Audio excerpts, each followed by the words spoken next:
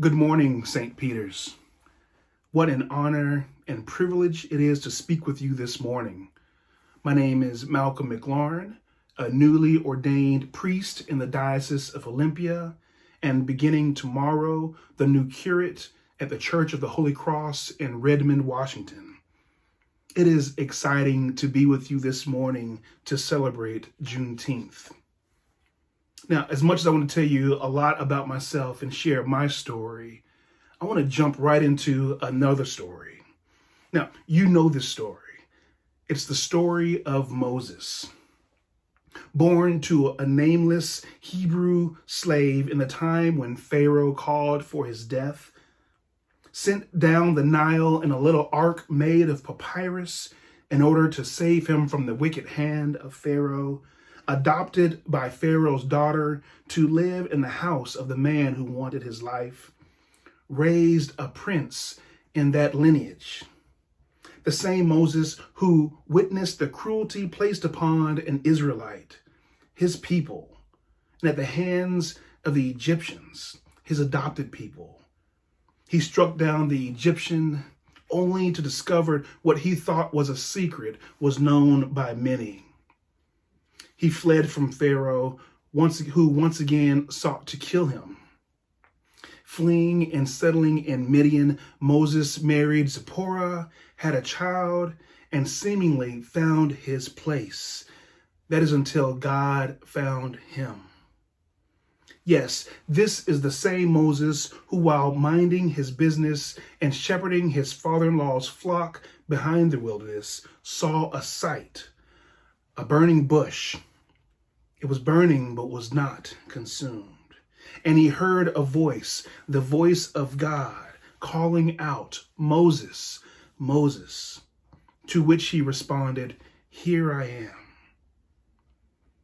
This is the same Moses who God sent to Pharaoh to save the Israelites from his cruelty, the cruelty of slavery under his hand.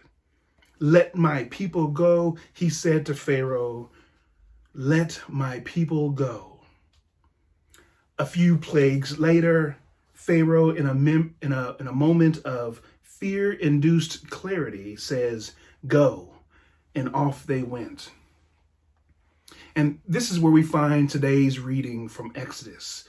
The Israelites on the run, Pharaoh changing his mind, remembering that no Israelites meant no production. No production meant no power. No power meant no acclaim, meant no Pharaoh.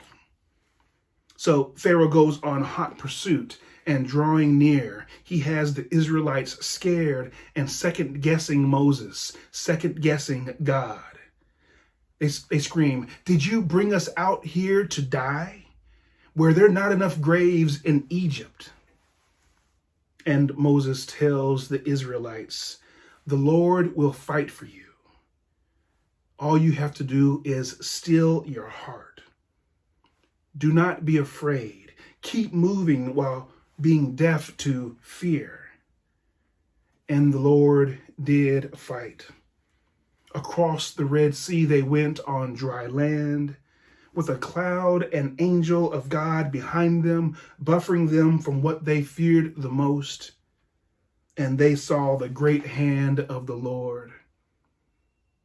They were witness to God's liberating power, and they were in awe. In this space, in this time in their journey, they were free, and all they could do was sing. With song, they sang about liberation. With dance, they mimicked the motions of freedom. With tambourines, they rattled their chains free. Ashira la Adonai ga'a, meaning, "I will sing to the Lord, for he has triumphed." Yes, triumphed. This was a moment of celebration, a moment of realization, a moment of exclamation, of jubilation. Their joy could not be contained, and they sang. Bondage was no more. Pharaoh no longer had control over them. This was in the opening of a new chapter, a new moment, a new life. Now, we know what comes next. We know the story does not end there.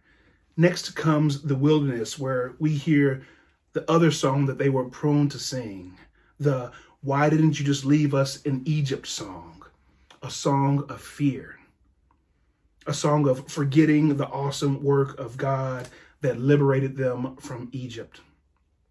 But that's another song, another sermon for another time.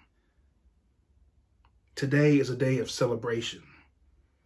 And this is where we find ourselves today, celebrating, remembering and singing, remembering what our ancestors have told us so that we can tell the coming generations that this day, Juneteenth, Emancipation Day, that liberation was finally had by Blacks in America. This was the day that the chains were finally broken, shackles loosed, and freedom was had.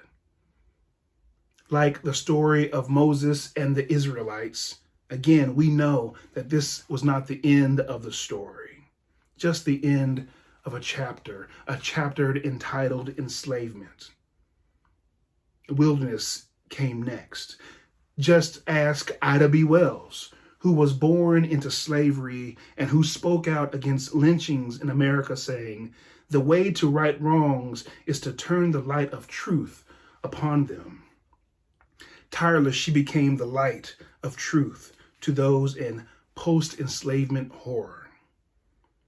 Just ask Martin Luther King, who in the midst of the evils hiding in the wilderness of this world, reminded us that the work of God and our role in the work was plenty. Who had a dream that liberation would come by keeping our eyes on the prize. And we know the story is still not over. So we strive to move with hearts stilled from fear, knowing that God will fight for liberation, by hearing our cries, leading us to freedom, and by being with us in our fear. But today, this day, we remember the songs and we sing. Now, we don't sing the same songs as Moses and Miriam and the Israelites, but the theme is the same. I think in 1865 in Galveston, the disenfranchised became enfranchised, the once enslaved became free, and I am positive that they sang. They sang, "Oh freedom, oh freedom, oh freedom over me. And before I'd be a slave, I'll be buried in my grave and go home to my Lord and be free, oh freedom."